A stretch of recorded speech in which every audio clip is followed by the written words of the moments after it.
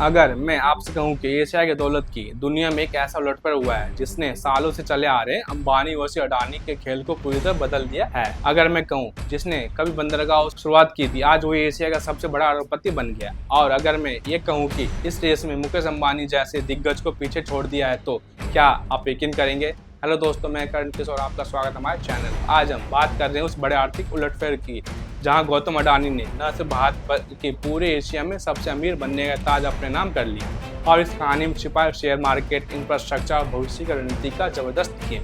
अब सबसे पहले समझते आखिर ये हुआ कैसे। दरअसल गौतम अडानी की संपत्ति में अचानक आई इस तेज उछाल का सबसे बड़ा कारण है उनके ग्रुप की कंपनियों के शेयर में जबरदस्त तेजी। अडानी ग्रुप का विस्तार सिर्फ एक सेक्टर तक सीमित नहीं, बल्कि ports, airports, green energy, power, gas, cement और डेटा सेंटर तक फैला हुआ है। जब किसी बिजनेस का इतना बड़ा नेटवर्क होता है तो उसमें निवेशकों का भरोसा बढ़ता है, तो उसका सीधा असर शेयर प्राइस पर पड़ता है। और वही यहाँ हुआ। पिछले कुछ साल में अडानी ग्रुप की कई कंपनियों के शेयरों में लगातार तेजी देखने को मिली, जिससे उनकी नेटवर्क तेजी से बढ़कर लगभग 92.6 अरब डॉलर तक पहुंची। अब दूसरी तरफ मुकेश अंबानी की बात करें तो उनकी संपत्ति करीब 90.8 अरब डॉलर के आसपास है, जो कि कम नहीं है, लेकिन बढ़त की रफ्तार अडानी के मुकाबले थोड़ी धीमी रही। अडानी की संपत्ति का बड़ा हिस्सा रिलायंस इंडस्ट्री से आता है, जो तेल, टेलीकॉम और रिटेल जैसे क्षेत्रों में फैला हुआ है। लेकिन हाल के समय में रिलायंस के शेयर में इतनी तेज उछाल नहीं आई जितनी अडानी ग्रुप में देखने को मिली।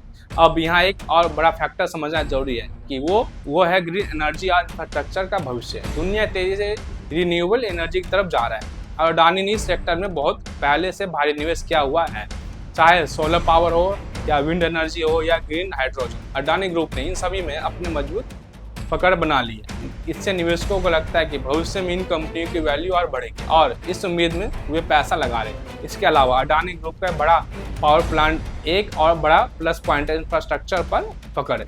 भारत में पोर्ट्स और लॉजिस्टिक का बड़ा हिस्सा अडानी के पास है, जिससे देश के व्यापार में उनकी सीधी भागीदारी है। जब भी भारत की अर्थव्यवस्था बढ़ती है तो उसका सीधा फायदा अडानी ग्रुप को मिलता है।